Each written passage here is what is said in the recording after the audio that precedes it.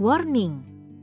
Badai ganas datang lagi, siklon 91W bawa gelombang 4 meter mengarah ke Indonesia. Badan Meteorologi, Klimatologi, dan Geofisika (BMKG) melalui Tropical Cyclone Warning Center (TCWC) Jakarta melaporkan terbentuknya bibit siklon tropis 91W pada 12 Januari 2026 pukul 1 waktu Indonesia Barat. Bibit ini terpantau berada di Samudra Pasifik bagian utara Papua dan dapat memberikan dampak tidak langsung terhadap cuaca ekstrim di beberapa wilayah Indonesia dalam 24 jam ke depan, hingga 13 Januari 2026 pukul 7 waktu Indonesia Barat. Hingga pukul 7 WIB, pusat sirkulasi bibit siklon terletak di sekitar 3,8 derajat lintang utara dan 138,2 derajat bujur timur dengan kecepatan angin maksimum 15 knot, 28 km per jam, dan tekanan udara minimum 1009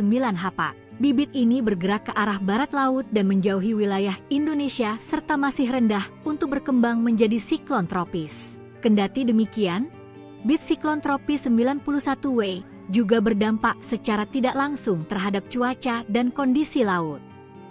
Seperti hujan lebat, gelombang laut tinggi 1,2525, serta gelombang laut tinggi 2,5, 4,0 meter. BMKG mengimbau masyarakat di wilayah terdampak, terutama nelayan dan pelaku pelayaran, untuk tetap waspada terhadap potensi hujan deras, angin kencang, dan gelombang tinggi, serta menghindari aktivitas di laut yang berisiko.